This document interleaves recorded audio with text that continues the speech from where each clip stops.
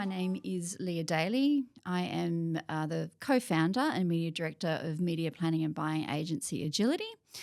Adgility specialises in looking after consumer brands that really want to get on board with next generation advertising channels and formats. What we help them do is take their advertising to the next level to maximise their ROI. So we specialise in a more holistic approach to advertising that encompasses AI-fueled media buying, data-driven creative, and an advanced approach to insights and analytics, so helping brands really understand what's working and what's not. Over to you, David. Hello, my name's David Flanagan, Director of Strategy and Creative at Producible. And we find ourselves as at the intersection of creativity and productivity, hence the name Producible, a full-service creative production agency. So we're in the business of creating campaigns and video content for our clients. Hi, David. Hello. Thank you for joining me today. Pleasure. Here we go again. It's our second podcast. This is cool. Yeah. So today we're here to talk about the benefits and the bullshit of AI. Right. Okay. So small topic. Do you mind me saying bullshit? Or? Not at all. Okay. It's bullshit. Yeah. Yeah, small topic. Small topic. Vaguely heard of it. Yep. Yes, there's been a lot of talk in the last couple of years, and I think it's since the days of or the arrival of ChatGPT. Yeah, that was the real moment, wasn't it? Really, when it suddenly broke. I mean, clearly it's been around in the background prior to that moment, but it has. It has. We've been working with it for some years. Yeah. But it was also for many years referred to as machine learning. And I wanted to talk to you a bit about that, some of the myths behind that, machine learning and AI. And is it the same or is it different? And can I throw into that as well what automation and systemization, so automatic services, that's something different as well, right? It's a good question. So it really depends what sort of AI we're talking about. Yeah. But if it's specifically advertising and media buying, automation is part of the AI. Yes. So when it becomes artificial intelligence, that's when the automation comes in. Right. But yeah, I'd like to go through that in a minute. I thought maybe just, for our listeners, that want to stick around, what can they learn from today's podcast? What do we want to talk about? Obviously the benefits, we want to give them the benefits of actually using AI in their advertising and marketing. But also we need to call out some of the bullshit as well, like what people have been, the myths around AI, what it is, what it can do for your business, what it can't do for your business. Let's talk about everything. I love that as well because I have to say I'm a fan. I'm a business romantic when it comes down to these types of things and look for the glass half full version of the scenario. And we're using it in ways which I'm seeing some benefits, but there are absolute cracks in the whole veneer. It's not infallible. It's got a degree of bullshit that comes with it, I think. So it'd be great to just point out what they are, but I still think it's a tool which we are obviously going to be using more and more of. That's right. That's right. Leah, the topic of AI, we're going to kick it around into the notion of the benefits and the bullshit that comes in this great conundrum. Tell me, what's your take on AI specifically in relation to media and advertising? Yeah, sure. I'll start off with, what is it? What is AI in media planning and buying? How does it work in advertising? So I always like to think of it as it's like having your own super smart, super efficient assistant, who's always working to optimize your opportunity. I was thinking exactly the same analogy. Right. Of a highly enthusiastic, resilient. Yes. Because you keep asking the various questions again and again. But yeah, I love it that your own personal PA, almost aged teenager, that abundance of enthusiasm of yes and come back with an answer. But I find that the teen brain is that sort of level of development. So what I find when the AI returns with the answer, it's not quite the full answer. There's always a degree of checking that needs to be done. I think the adult, the human is still vital in using this teen PA device. That's how I kind of characterize it as well. Yeah, no, that's really clever. And to take it a step further, I suppose in my lane, which is, media planning and buying, it's the AI is matching, the right consumer on the right channel with the right creative at just the right time to maximize that opportunity. And it's done, in a time efficient way and a very cost efficient way. So that's what it delivers. It delivers so speed, which, you know, takes a while to learn, and I'd like to go through that in a second on the different stages of getting to AI. Because that's critical, right? That it is first step of training the brain. Yes. If that's the phrase. But making sure that AI is using the right framework and context in order to perform what you described there, of delivering creative assets to the right target in the right channel with the right price attached. Exactly. So there's a bit of training then at the beginning. Yeah, there is. And I think, well, just on that, we might as well go to the myths now if you want. What I'm finding is marketers might say, look, we want to activate AI. You know, we how do we switch it on? And I think that's probably the first, you know, where you're going through, I suppose, the explanation of, okay, this is what you were doing, this is where we can get to, but there's a lot in between. So it's not necessarily about switching on AI. It's, you know, it's more about, you know, how do we develop, you know, AI for your business. So that comes in quite a few different stages. Because really you need to know what your business is firstly. Would that be right? Or I can see a role for AI to help me refine my business plan. So be an input for the AI piece there to help me develop my framework. But AI is not going to do that for me. No, we need to feed it, you know, and I suppose marketers have, you know, have probably heard, you know, 1,000 times now, you know, it's as good as the data that you give it. The prompting piece, right? And so let's run through, if you're open to running through, like the different stages when it comes to advertising, paid advertising. Because it's definitely not a plug and play. It really isn't. It can get to that stage, but there's quite a few stages before that. You've got to develop it right to get to that moment. So the first thing is data collection, you know, and that's where the platforms that we all use, you know, Meta, for example, you know, the social platforms, TikTok, there's most brands, you know, using those platforms and have been for many years, and programmatic. So all these platforms use big data analysis to predict outcomes, and then once it gets to that stage, then it becomes AI. So a lot of brands have been using AI for many years, but as most, you know, ambitious marketers know, it takes a while to get there, you know, and you've got to be auditing along the process as well. So the question of data that you raised there, that's key, isn't it? So it's got to be trustworthy, clean data. First, was it proprietary, owned, or first person data? We're certainly moving into the era where you know, the whole privacy sandbox is becoming, you know, more important. So data collection needs to be cleaner, you know, but I think first and foremost, brands need to understand that they need to collect more data in smarter ways, you know, that's in safe line. ways as well, presumably, because then there's a risk then on that company who's acquiring all this data, they keep it secure so they don't get hacked. Exactly, right. But also data, you know, the data collection, you know, mentioning that they have real-time live data. So that's really what advertisers are accessing. So that's why they need to use the platforms. That's why, you know, your Meta and your TikTok and your programmatic, your demand-side platforms work so well for advertisers who want that scale, because they're collecting data at scale. You know, they're understanding the habits, the purchase history, you know, interests, you know, the browsing behaviours of consumers that are online at that time. So that's the first thing that we need, you know, on the progression towards AI. The second thing is machine learning.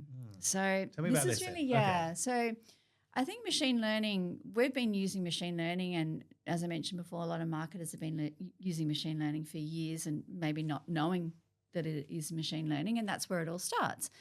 And that's where the machine starts to actually find trends in data, putting patterns together and making what we call algorithms. No one really knows what an algorithm is, and Google's and Facebook's never going to tell us because that's their, you know, IP. But it starts with basically matching data sets and making those patterns of data to understand basically what the consumer's doing. And that's the key, isn't it? The pattern, the thing. And when you're crunching when you're talking big data or anything that's more than a handful, it comes to my mind fairly big. But that's when you start to notice the trends and the patterns. Yeah. The patterns are what really useful for us as creatives and as marketers is how does our brand fit into that pattern?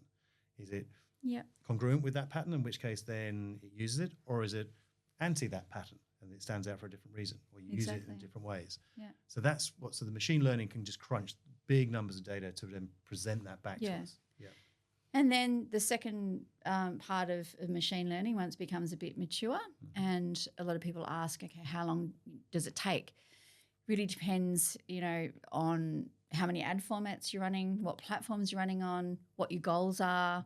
And it does come down sometimes to budget as well. So if you've got a larger budget and you're running more ad formats, you're going to be reaching more people. And then we get to the stage of predictive audiences, and what we call predictive audiences. It's more of a common term now in understanding, okay, we know if we spend this much on this channel, this is the likely outcome. Yeah, so we reach that point with machine learning. Yeah. So that's been occurring already. So that's in market. Has, for many years course too. Of business. Yeah. And what does a best example of that working effectively look like? So if I'm a marketer considering using this approach or to invest in that, do I replace what I'm currently doing and shift into this model? And if it works a dream, what should I expect to see as a result of what you just described? It's different for different clients. So give me like say e-commerce. Say an e-commerce brand wants to decrease the cost to acquire a client online, a customer online, a purchase online. Yep. Then that's where the predictive algorithms are going to come in. So we're going to start to understand, okay, this is how we need to shift budgets to for the desired outcome. Right. So say, for example, they were at an ECPA, a cost per acquisition of $20, and they wanted to come down to $15. Now, we don't know how long that's going to take, but predictive analysis and running through these big data machines like programmatic will give us an answer probably within a few weeks. So we understand, but we've got to be optimizing, in that realm as well. We can't. It's just not, as I said, it's not just plug and play. Can't just flick that switch and say bring it from 20 to 15. That's not the way it works. And that's another myth. And that's the biggest opportunity, I think, in AI. That's the biggest one. So when you get to that stage where the predictive analysis comes in, then it's what you do with that data and how you're learning from it that takes your brand to the next level. Gotcha. Yeah. I suppose to further on, from, we're at the machine learning, the predictive analysis, so that e-commerce brand can now start to understand, okay, I might need to spend a little bit more on this channel and combine this channel over here to get the results that I need, because I know I need this much traffic to these pages, to deliver this click-through rate, to deliver this outcome. Right. So even though it might sound a little bit complex, it's actually quite simple once you actually understand your own algorithms in the background, because we can see our own patterns starting to form. And who's observing those patterns? Is that a human involved in that analysis? Definitely. It's not, machine isn't deciding it needs to upweight an investment here to go to here. Not at this stage. Okay. Yeah. And so then if we go forward a little bit, then as we continue on, and this can be months of learning of, the predicting other algorithms coming in, then we start to go into another formation called deep learning. And that's an advanced form of machine learning. So that's where the artificial neural networks start to understand more complex patterns of data. Yeah, and that's where I suppose you've got these bigger platforms like, your Google marketing platform, where you've got so many different channels feeding in. And all the advertiser wants is they want, obviously, say an increase in sales, increase in qualified subscribers, whatever their goal is, they want to understand how to do that. What's the recipe to doing that? So if they're running, say, even connected TV, they're running digital out of home, they're running, they're feeding in their Facebook and Instagram, there's their search, everything's coming together. They're wanting to understand what sort of media mix is giving me the best and the highest return on investment. So this is where we go into the deep learning. And then that's linked with measurement then. So very clearly It is. pointing out which of the channels are performing to the optimized or closer to optimized. That's it. Yeah. So I know that measurement's a big thing of yours. I remember from when we last spoke that It is. it's the measure. Yeah, It's a big thing, right? It's huge. It and, is. And that's then it's hardwired into this process. Big time. But also, deep learning can start to understand even emotions in images. I was wondering when it starts to get that sort of level of nuance. Yeah. Right. It can start to understand that with enough data. Yeah.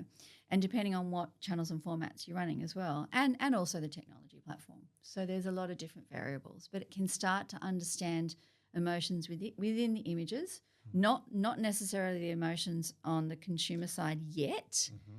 Let's just hold that there. And then also the context, of what people are actually browsing, what they're clicking on. Because so it starts to understand that context as well. And any broader macro context, such as the weather. It's bitterly cold. Yeah, that's it. Does that feed into if it's relevant, I guess, to that and product, people, right? weather targeting is amazing. Like it could if you're going to switch that on, okay, only serve my audience's ads, on a day that's below 10 degrees because I'm going to be selling more puffer jackets then. Yeah. That might work for some brands, and it might not work for others, just because it's below 10 degrees, you might not be, you might be more on the wholesale end of selling that and to the customers, to the end consumer, and they're going to be buying before the weather gets cold. So that might not work. Yeah. But if you want to try it, the AI will tell you pretty quickly if that's worked. And that would be localized as well, presumably. So then let's say it's warm in the northern states. So that messaging wouldn't be delivered up there because the temperature hasn't gotten to that point. So you're not wasting inventory going to a market which are never going to buy anything wintry and they'll never need it. That's fascinating, isn't it? Yeah. It feels like does experimentation as a marketer play into this world? Because it feels as though there's so many metrics which could influence my spend. This is a time where you experiment, especially with creative messages. Right. Yeah, and with the different channels and formats that are working together or that could be eating into your ad budget and not working together. So it could be costing too much, to run, for example, pre-roll video in conjunction with your connected TV and YouTube, or it could actually be pre-roll video. So all the other ad exchanges that are serving up premium video content on the web, that could be enhancing what people are seeing, on television, and reacting to that TV ad because TV can be measured now, and it could even be propping up your YouTube. So it's It's a delicate balance, isn't it? It really is. And then it starts to, when I'm thinking of all the plates that could be spinning it simultaneously here, creatively, there could be different ad formats. It could be a static, a carousel, or a video, let's say, in a basic units. Yeah. Then we might want to A/B test those and have different artwork. Or Yes. ABC test it and have different artwork and a different headline. ABCD test it.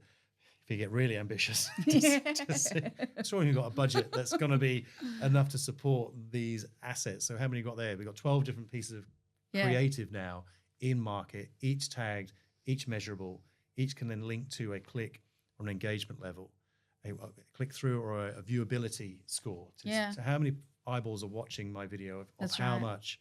So that is just richness, which outside of this metric or this mechanism, we wouldn't necessarily know that as marketers, would we? That what this of is these where we wouldn't even think about testing anything because how would I know? What am I measuring? Exactly, yeah. And that's where the devil's in the data.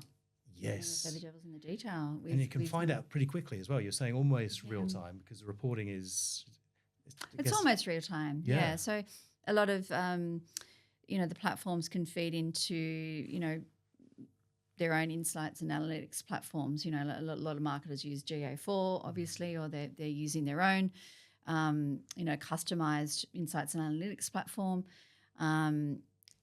Some marketers are just reliant on just one source. I think having a couple of different sources is always good, and having that one view, that one source of truth where, you can actually go, right, this is, even managing what's measuring, okay, this is how many sales I got and this is money in the bank, proven to, what your actual marketing data is telling you, whether it's, a post-click, we could start to get into the more of the realm of how Google Analytics works in post-click from search, from post-click from a display ad. And this is where it starts to get tricky. And to your point of where you're dividing the budget up, amongst different audience targeting lines, which have its own creative associated. Then you have the next format. You have maybe 4 different audience targeting lines with their own creative as well, with a different message. And then you've got your next format that, that's also in the mix with, it might have the same messaging or same imagery with different messaging.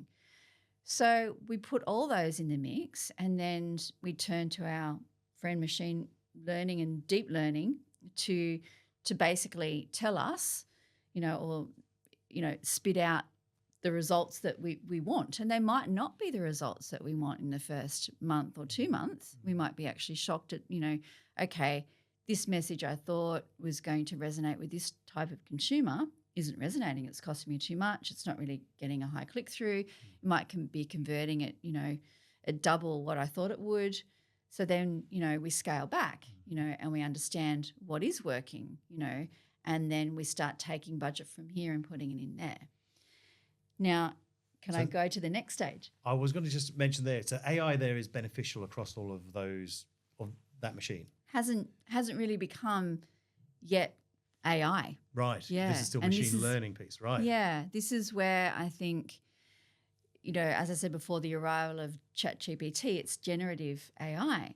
So generative is different from predictive. So we talked about deep learning or even machine learning is being predictive. So that's where it needs data to learn. It's not instant. So ChatGPT is instant, right? You sign up to it, you ask it to do something, and it generates something in an instant. So that's where, I suppose the myth and where people are coming and saying, like, I want to switch on this AI into my marketing, and it's not as simple as that. We'll get to it, but we need to go through the process. We need to set up well, we need to onboard well, and we really need to have that data and analytics piece always running in the background, yeah. And what's the next stage? Next stage is AI. Right. That's where it's artificial intelligence. Gotcha. Yeah. So then it's superior, or probably not the way to judge it this way, but it's different then to those models you described. Yeah. So that's where decision making is at a different level, so it's actually delivering our goal then. So this is where, we've reached we've streamlined, basically what we're doing online, whether it be online or offline. We can bring in offline data as well. And so it's basically combining machine learning and deep learning, and predictive algorithms, and spitting it out in a way that, okay, now we know we have to spend this much on these channels to get this. Yeah. So it links the actions to an outcome. It does, yeah. And that's where you mentioned before automation. Yeah. So that's really where automation comes into its own. And that's where the marketer can start to sit back and relax a little bit, because usually, we find with automation and with the platforms we're using, when we start to get to that stage of AI in marketing, AI field advertising, we've usually improved outcomes by 20 to 30%. That's significant. It is. Wow. It is, yeah. Yeah. It's very significant, yeah. Isn't it? It's really exciting. But I still say the biggest opportunity comes even after that. It's when the marketer is willing to go to the next stage, and not just be comfortable with 20 or 30%, when they want to really start taking their market share to to a new, more competitive, more aggressive level. They start really understanding how the AI is working, and really looking into the consumer insights that AI is driving. Okay, so to play that back, my take on what you've explained there from a marketing angle, there have been predictive tools. Automation has been around. Yep. AI amalgamates these together and supercharges them in a way which then is reliable and can increase my revenues by a chunk of money. Yes. How then do you encourage businesses to start that process of getting involved with AI? And then what would the bullshit watch outs, what the flags in that? Because if it is an experimental process to try and figure out how it suits that brand and business, I mean, it sounds like nirvana, and surely I should be using it. Everyone should be using it. But I'm pretty sure it's not as straightforward as that, right? It's not. No, there's always, a place to start. A lot of brands are worried about how much money do I have to invest, to get to that point, to get to stage 4. You don't, like when we were talking omnichannel, it's just more of the mindset of the marketer. It's trying different things, and you can do it with really small, tiny budgets. It's just really having, I would say with, a marketer that has more of a modest budget, I would say start to add in more formats and more creative into the mix and start A/B testing. Start feeding through that marketing data, that advertising campaign data into a platform of your choice, an insights and analytics platform, and start understanding data trends. Some people find data really boring, and I think that's why a lot of marketers don't do it, and they might leave it up to their agency, which I don't think, it is the agency's responsibility to be on top of that at all times.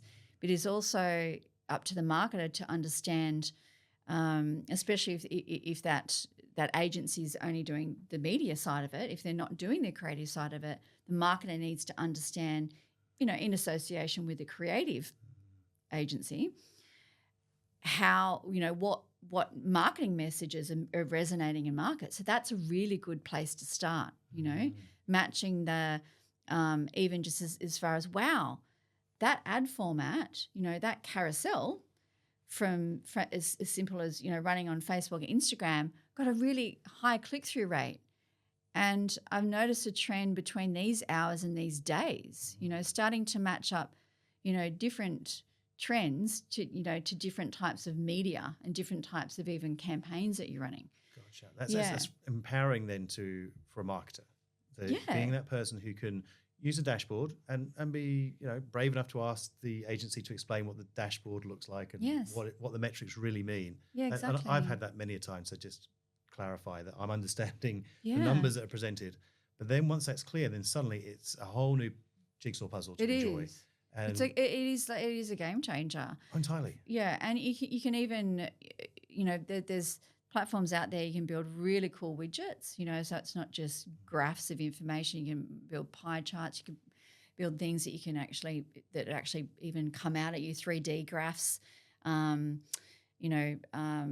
don't even know what all the widgets are called, but they look pretty cool, and you can build them in even your brand colors, and you got identify different trends, different decreases. Say your click-through rates decreased, and you've logged in, you can actually even get warnings, color warnings of, okay, this channel, this ad format was performing really well for the last 2 weeks, has now dropped. Why? Do we need to put more budget into this ad format that's performing really well, so we can generate more impressions, so the technology can serve more impressions to get us back up, to the click-through rate. So that's exciting. That's so exciting because I've got some degree of control. When things are made and published, they're often out and they're doing a job, but beyond my control because I don't know how they're performing. The viewership might come back once Oztam tell me what the audience size was, but there's nothing to done now because it's happened already. Yeah.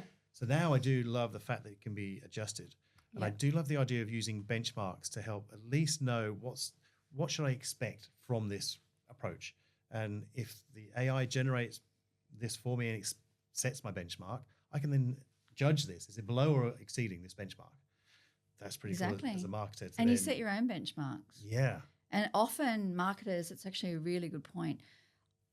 Often marketers will ask us, what sort of click-through rate should we be getting? What type of numbers, should traffic to our website should we expect? we won't know. You know, we need to set our own benchmarks, you know, and that's the starting point, you know. And if we're monitoring the performance and optimizing that performance, we're going to get there faster. Yeah. So that's another, I suppose that brings me on to another myth is set and forget. A lot of people think that AI. You can't do that? No. Oh, Leah, I wanted to set and forget. Definitely I want to be not. able to go, No. okay, it's so complicated. I've set my plan in place. Can't I just let the bot do what it needs to do? Not if you want to drive real success. What is about a little bit of success? Yeah. Well, yeah, you can, yeah. Can I do that bit? Once you get to this stage, but that takes a little while. So you got to earn that piece. Okay, Yeah. right. And it's fun along the way because you start to understand and get these consumer insights That's exhausting. that Isn't that you've exhausting? never. No, it's not. It's exciting. Yeah, because it's exciting because in the long run, where we can do so many different iterations of creative that are going to be on the mark more. You know, That bit, that is exciting. So Yeah. if I work through 10, 12 executions, get to the 2, 3, which are performing yeah, better than those guys, yeah, if that's the clue to then inform the next direction of creative, then that's fantastic. I'm into that. It's just when I've got 10 different assets running continually and my head's exploding because there's a variant across all of them. What is really working at this moment in time in the market? So that's the bit which feels exhausting to think, wow, okay, I want to try and get to a stage where not totally set and forget, but get to a point where the machine has got a cadence and a rhythm. yeah. Where it really starts to get into that AI phase where the automation kicks in. Yes. But you don't never want to leave it there, right? You want to keep improving, and you want to, you know, and that's where I suppose you can start to be more risk averse, you know?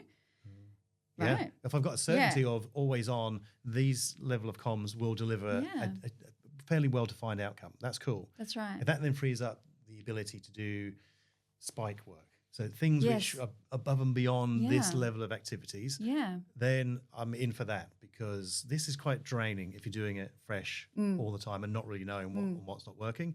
But if you can tune it to a point and still maintain and tweak, tune, much like a new coffee making machine when you're tuning it and fixing that in, that makes sense. But yeah, if it allows them bandwidth to jump and punch above and do a quarterly, an annually, something else in and around it, because then I'd love to test the impact that this activity might have on this. Exactly. Does it elevate? Does it enhance?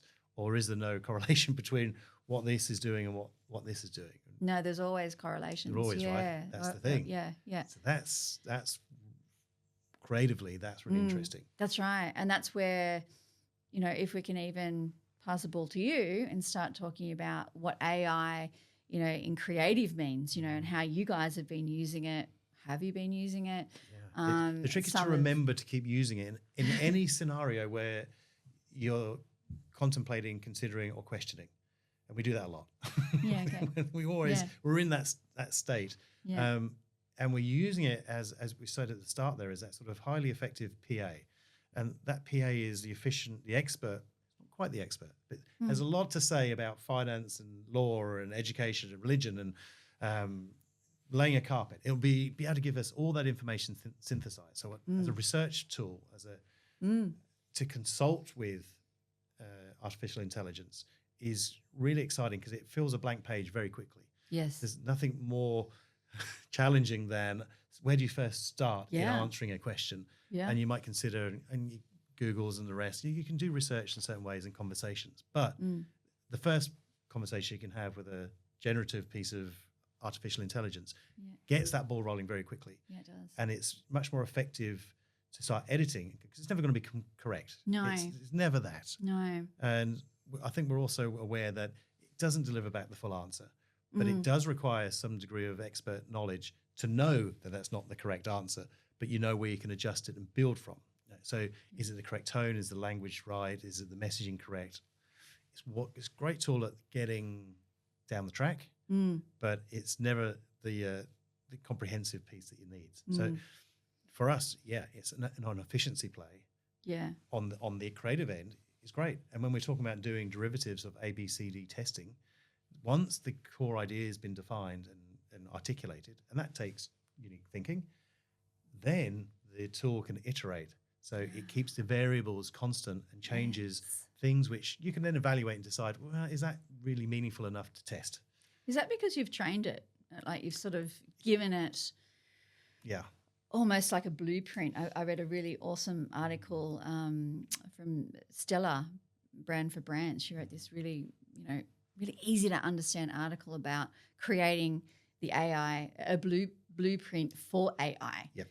So when you start using AI creatively, then it sort of understands, what the brand DNA is more, like how to structure content, images for the brand. Yeah. Rather than just any old thing. That's it. Train the brain, and then it's got that reference piece in its memory to then flavor, color, use correct terminology, which is on correct tone. Yeah. And what we love about it, of course, you can just ask it to write it again and again and again, slightly differently, and it never loses patience. I think get insulted for you to ask it to do it again. It doesn't lose its shit at all. It's quite... Yay. But we still approach it very politely. We've still got that very much human interaction with this thing. I'm not sure why. It's like, would you mind doing another? Can you? Is it okay if? These kind of It's prompts. funny. I will always, if I'm ever using ChatGPT, I'll always say, that was great. Oh, thanks for that. Now can you do this? I do. And I'm like, I thank it as well. Say, is it going to give me a better answer because I'm more polite? I don't know why we do that. I also do that with That's if it's so funny. Google or Siri. Good. If I'm doing a voice command, I do thank it for it giving. Who knows? I think it trains it some manners, which I think are important. Yeah, manners make it. That's the thing. Right, so let's get some nuggets together here. We've got a lot of what we described there, I think, effectively, rightly so, it's a very positive tool. Artificial intelligence can very systematically run campaigns to make sure that my money is being invested really effectively, which can have an impact on my bottom line in a positive way. So that's great. As a marketer, I still feel a bit wary. I still need experts who know media and can harness these AI tools to supercharge what you guys do really well. Yes. So that's how I kind of see possibly how it's used, so I don't be overwhelmed as a marketer to figure out, well, I don't really have my head around programmatic buying enough to know whether AI is having a go or not. Yeah. So I think I still need experts. Yeah. And creatively as well, you don't want to iterate just for the sake of iteration. It's so much as your budget can, if you've got your $100 and you've got 5 assets, you're kind of diluting your investment against those 5 assets. So then you question, are any one of them performing correctly? Or is it just a miss kick? You're not doing that. So I think there's clearly a balance in using this scalable tool of thinking and deployment. There is, but as you're rightly pointing out, there's a lot of variables. So you do need professionals to help. Yeah. Yeah, you do, to take it to the level of where it's going to be to benefit your business.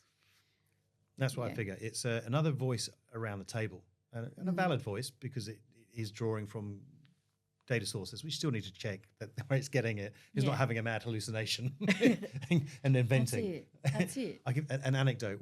Everyone's heard those stories about the hallucination. Totally. Going always in the sort of creative realm. There's lots of little and maybe some of it's a bit of bullshit. Yeah. Like you hear about this, I think, case in the US where there was hallucinated precedents, in a court case, and the lawyer almost went to jail, I think, because he actually used those precedents, those fake cases, in a court of law. So that's one I've heard. Right. Yeah. I'm like, wow, really? We had one which had less jeopardy attached. We were recruiting. We had 20 different resumes, and we thought, as an experiment, we'll put them in and have them assessed. And then we asked criteria. We're looking for a candidate that can achieve these 5, 6 things, right? And then we were suggesting, John Smith is the best candidate. We're like, look at that! What a great time saving. So instead of going through the 20, we're going through them. We go, there is no John Smith. It was invented. Oh my goodness! That was the best candidate for the criteria which we were seeking, but not the ones we asked it to evaluate. It's funny how it gave you such a generic name as well, John Smith. We go, there is no John Smith who's actually applied for this job. Oh, wow, that's so interesting. I haven't heard that. But I think it's that going back to the age of experimentation with this as a tool, I think using it half an hour a day on any task from a marketer's end, it just reveals where it can help and where it should be just cautioned around. So that's sort of the benefits and the non-benefits. That's, I think, my encouragement is to try and figure out daily, what if I were using an AI tool here? What might I need to do? And I still how can I improve my productivity? That's the thing. You still need, as an individual, you still need to do stuff. You need to prompt it It's correctly. just a tool to help you get there faster and more efficiently. That's really, but then with the knowledge that it's not completely accurate. Exactly. But it's going to come back 90%, 80% there. But as you keep using it, your accuracy in prompting it will become better. That's the trick, right? Yeah. So then we're learning, it's learning. There's a symbiotic thing going on, which is useful. Yeah, so that's exactly right. That's what I'm training myself to try and do now, is to consider it more, where I would never think about using a search engine to answer this question. I would consider it myself or speak to someone. Yeah. Can I ask you like a bit of a big question that, in the realm of creativity, which you work in and have for many years, you produce some amazing content, Producible. I wonder, like a lot of people in our industry wonder, is it going to kill creativity? Like, will it eventually kill creativity? I think it will kill bad creative people. Okay. So I think if you're a bad copywriter, if you're a bad creative director, if you're a bad marketer, I would be more worried about that tier of people. And if we lose bad practitioners, I think that's not a bad thing. No. I think the tools of which we can now harness this to do for us will replace that copywriter who it takes too long to do a retail ad. That doesn't require a huge amount of thinking, but they're on a salary and they'll take their time to write a script. Yeah. Or a poor marketer who doesn't really know what a marketing brief looks like, or have set clear KPIs, or has a smart objective in mind, simple, measurable, ambitious, realistic at times. If this takes out that population of people, I would not think that's a bad thing. Oh, wow. I like that answer. There you go. Yeah. What about... In your world, do you see it similar? Yeah, I mean, definitely. We couldn't work without AI now. Yeah. I mean, we've come from the days of media planning and buying where it was all human interaction, and it was, it became, when media started fragmenting, it was exhausting. We would have a plan that, from the traditional media days where you're booking TV, print, magazines, radio, you would have a schedule, that was this long, spreadsheets, post-analysis, that, the report would be, 20 or 30 pages, to fast forward to, 2010 to 2012, where you'd have a plan that was this long and you'd have to go through this many spreadsheets and you'd have a post-analysis that was 100 pages, and... That's overwhelming, right? So it was just overwhelming, So not particularly useful. I can't imagine the days of having to go back to that, Not that, the human interaction is still very necessary in negotiating deals with media, and then feeding them through to the platforms and then monitoring them and making them better through the platforms. That's where we're at now, you know. And then the AI comes, after that, once it's, it's learnt, from that human, setting up those human, negotiating the placement human to human. But yeah, I sort of think going back to the days of, where brands had to rely on humans to, pull out, what's actually happened with this campaign and pull out the data, from reams of data it's just not. I can't imagine it's not either. Possible. No, it's not feasible anymore. The way it can synthesize and then bring a big report down into something digestible. Yeah, exactly. That's and that huge. happens along the way as well. Yeah. You pretty much know how your campaign is performing, even on TV, maybe not linear, but on CTV these days, on catch-up TV, we know what's resonating, how many viewer impressions this is, getting, how that ad they ran from this time on this day, we can see that our web traffic has increased, and then the next day our sales have. And it's in direct correlation to TV, which also used to happen, and it still does in a big way with linear TV. You know, it really does. So, but we're now learning to bridge that, you know, to bridge that gap, you know, and there was always that big gap.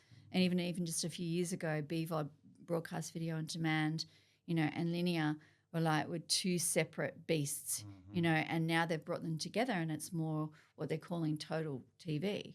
When you want to do a television campaign, you know, you need to reach, if you want to, you know, maximize your exposure, reach the mass audiences, which is always the intention of TV advertising, then let's bring them together. You know, we can actually work, you know, harness the power of TV by, you know, bringing the linear and the BVOD viewer experience together, you know, the audiences together. Brilliant. While she was talking there, it was dawning on me how complex and sophisticated artificial intelligence can be to do lots of things and bring a lot of work and action and facilitate.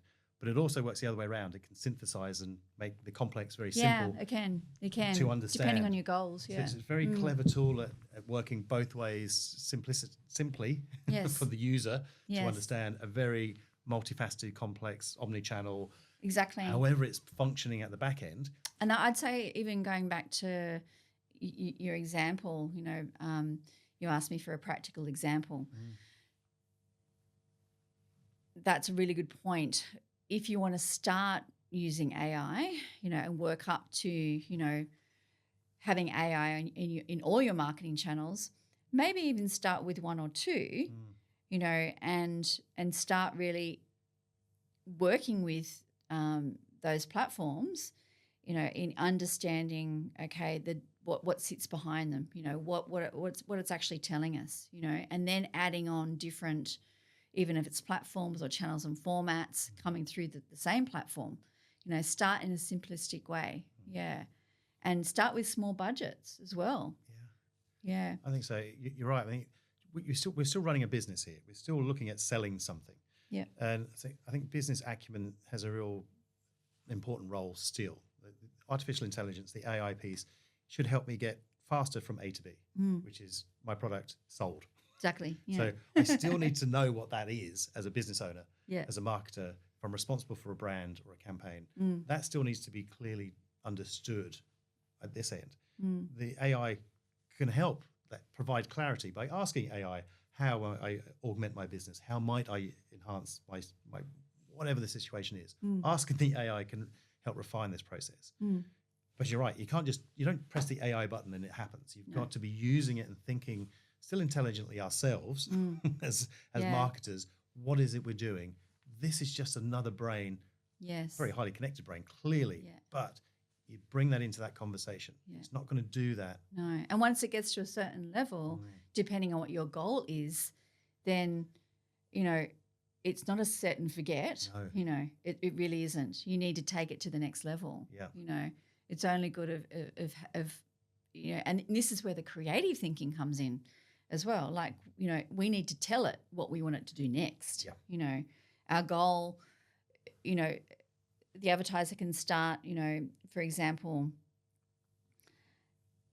if they want to take down, like I gave the example of, you know, decreasing their cost to acquire a customer online, we might look at their back end, you know, if they have, you know, even we can start with something simple like GA. Okay, how much is search traffic you bringing? How much traffic from social channels? Okay, we need to do more prospecting, you know. So what the machine learning can do to become AI is we can now start focusing on bringing more traffic at a reduced cost to your landing pages. So that's where we might need to start. So it really is always starting with the end in mind. Yeah. Now, that can just be AI there. So after a while it starts learning, we start getting into the predictive. Okay, we know that, you know, we need 100,000 impressions to bring through 10 people, you know, and that click-through rate after that will be 0.02, you know. And then we go into the next phase where we might put down tracking pixels on, say, the buy now button, okay? And then we start to get into the realm of the AI actually learning, okay, right, I've delivered the audience from here to there. Now I want it to get here.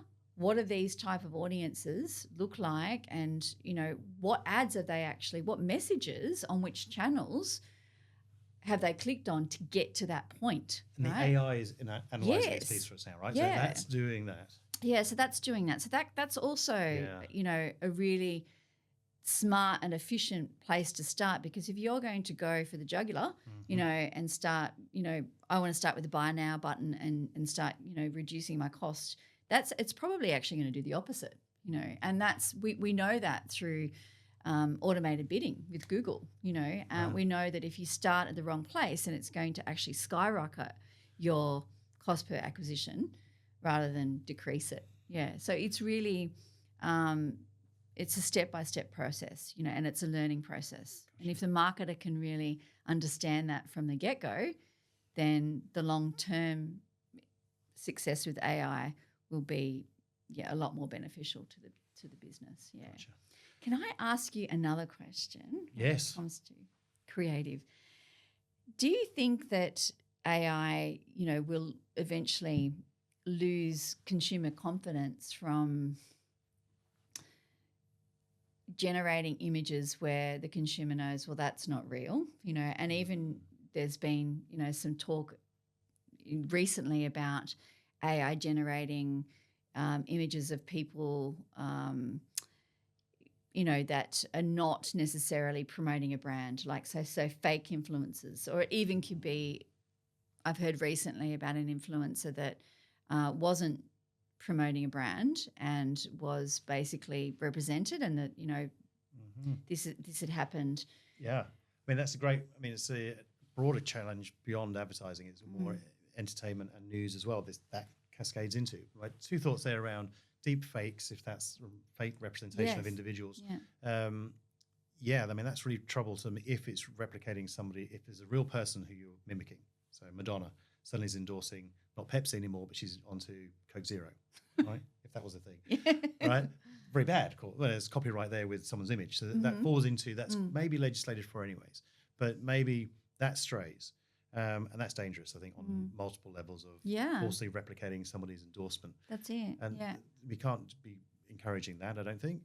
And what about manipulating? Like, say you do have an influencer and the AI has manipulated, or even the brand has got the AI to manipulate what that influencer has said, or is willing to say, That's a grayer area, because my sense on influencers are they are already influenced or manipulated by the brand, because if they're an ambassador for a brand, I think there's a complicit manipulation occurring, that they're agreeing to wear or drink or eat the thing.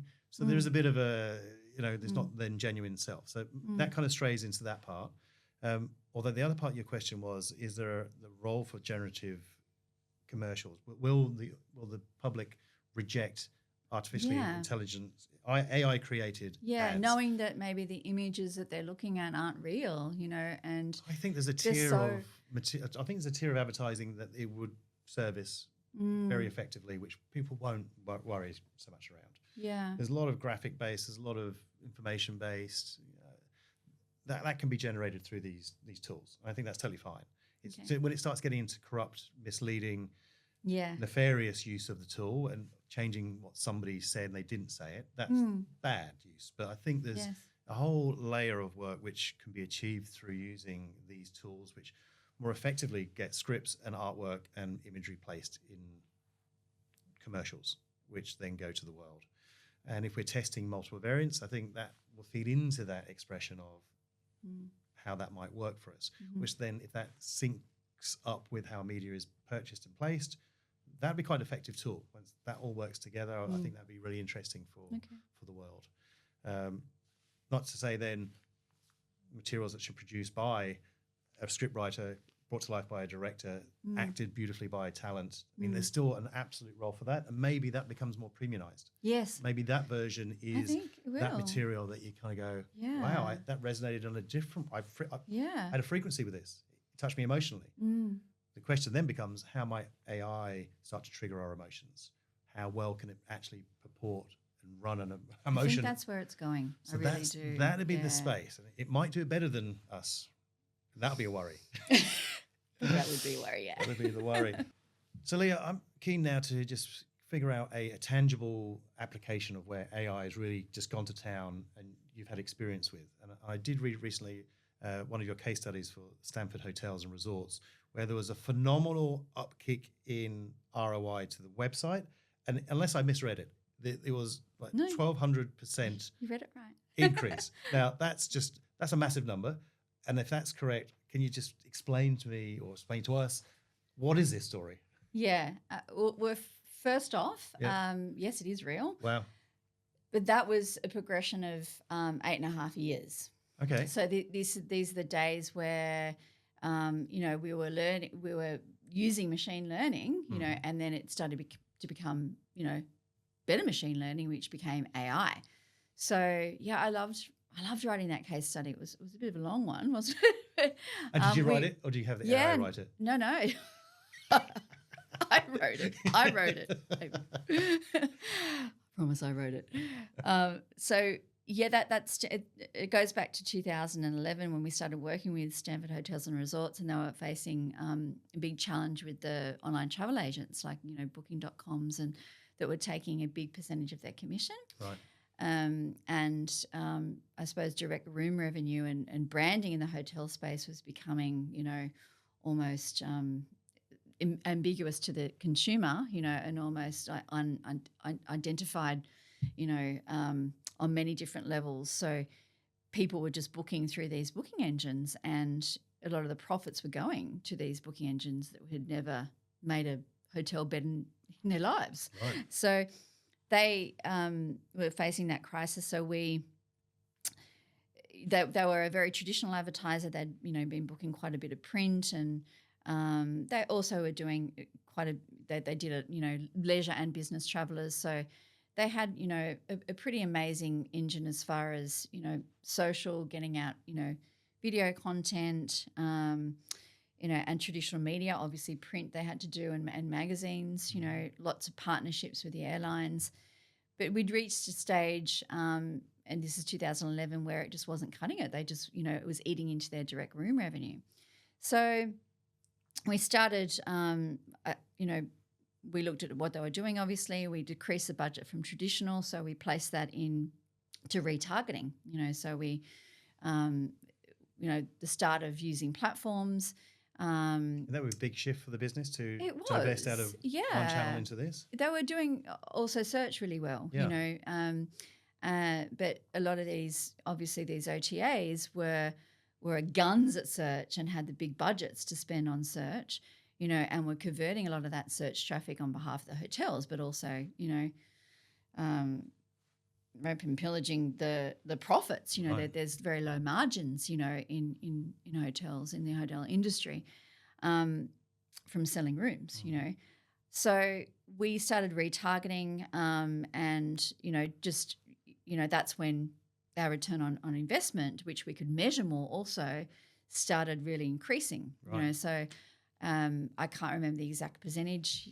If you've read the case study, you might know. I think it was around 250, 270 from just doing retargeting, and doing it smart, having right. And retargeting is not really using machine learning or anything at this stage, as it's just simply you have a code on a page and it retargets, your traffic to whatever page. Yeah. So we did take it to another level with creative. Depending on where they landed, we'd serve them a relevant retargeted message, and it was mainly display advertising. Yeah.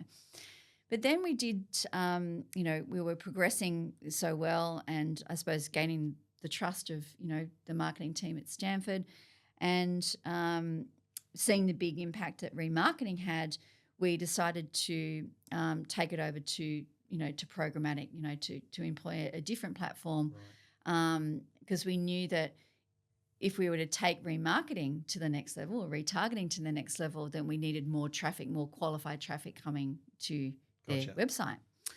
So we employed a platform called Rocket Fuel. This is back in 2013, 14. We weren't trading ourselves, so we were actually using third parties, and we used our first programmatic platform called Rocket Fuel, which since I think in the middle of when we were using them, Seismic bought them, and now they're actually owned by Amazon. Right. But yeah, pretty cool name, right? Yeah, Rocket Fuel. love it. And that's when we started to exponentially build the return on investment. So we were going from, 270% to 500% pretty fast, and that was just from having that scale, so the programmatic real-time bidding, that would be connected. So it's all it is a software platform connected to many different AdWorks and ad exchanges. So we had, we went from having, access to say, 10 or 20 different ad networks, where we'd have to manually, or traditionally manage those buys, to having this platform where we had access to like 98% of web inventory. Yeah. So this is where the machine learning starts to, to come in. Yes, you can't do that on a human level because it's just so broad. No. Yeah, right. And then it was probably around, we were starting to really generate, more to their bottom line. To, direct room revenue was really starting to, the needle was starting to move. Right. So we started investigating insights and analytics platforms, and we brought one aboard, and we started learning how to use that, API and connecting all the channels, from programmatic into that, setting up dashboards where we could actually measure and optimize, in basically in real time for the client. Yeah. So then fast forward, I think it's around 2015, we decided, look, we're starting to do this for, winning other business and really getting into the realm of programmatic. And we decided we needed to bring that in-house. So we went with a platform called Verizon, which is a US company. They're a big telecommunications company, so like our equivalent of Telstra. Gotcha. Yeah. And we were with a team for a while, amazing team at Verizon. They're now Yahoo. Yahoo bought Verizon some years later. And, that's when we started using the predictive, they used to call them predictive audiences, so we'd got to a stage where we had enough data and conversion data, in our systems, so this is the whole thing, like when you're using AI, especially for making that sale online and making the volume of sales, then sometimes, when you reach a point, you can actually start, from, okay, I mentioned before that buy now button, so having the tracking mechanisms up where the AI is feeding into that, that's the goal that we want. That's what we're going to focus on, and that's what the AI is going to be learning from. That's the end point. So focus with the end in mind. Yeah. Gotcha. So that's what we did, and it was called predictive audiences. So we're still in the realm of machine learning. I still think actually at that stage, Verizon were calling it AI. Yeah, okay. Yeah, they were. And then fast forward, another year, and then we were with Google. Yeah, so we became a Google marketing partner platform, and took their advertising even to another level. Yeah, so that's where, gotcha. I suppose we started injecting search into that, and that's why, because obviously in Australia especially, you've got Google that owns 97% of the search market. So we were using search algorithms and programmatic display and video algorithms, to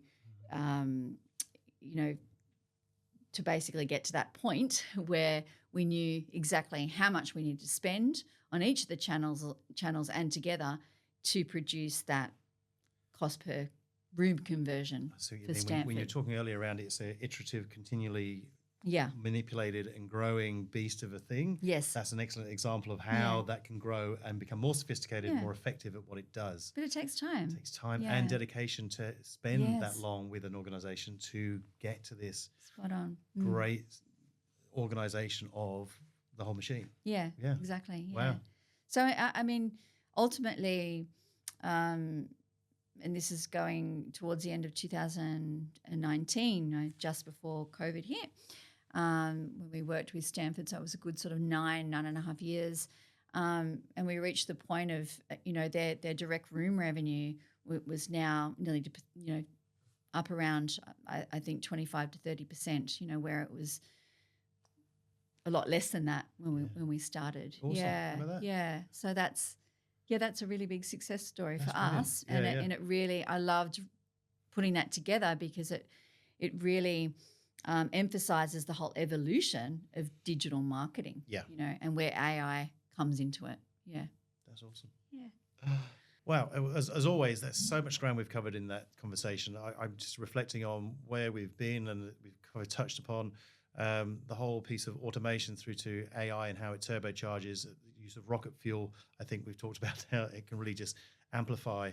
I really love the fact that AI can manage really highly complicated functions for us, but it also at the same time simplifies it. So as a user level, I get to see from a dashboard what's working, what's not.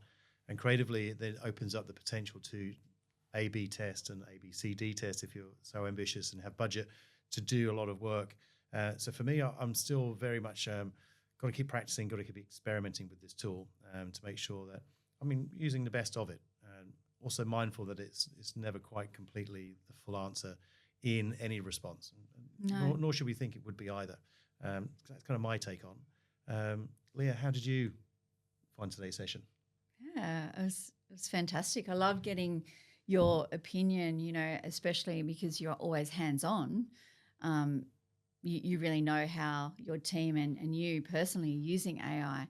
And I really did want to hear that it's the future of creativity, and that, you know, it's not going to necessarily disrupt your industry to the point where we won't need creatives anymore. It's actually going to enhance the good creatives. I loved that. I think that was really cool. I suppose a little bit more in my lane, it's maximizing opportunity, you know, opportunity for success. You know, no matter how small where you're starting, if you're on the whole AI journey, and it is a journey, then you're going to succeed long term, well, short term and long term. So I think, you know, AI takes the guesswork out of advertising. It really does. It takes the guesswork out. And that's a big thing for a marketer. You know, we still need that intuition, you know, and AI still needs us because it needs us to tell it what to do, you know, at different stages. Spot on. Yeah.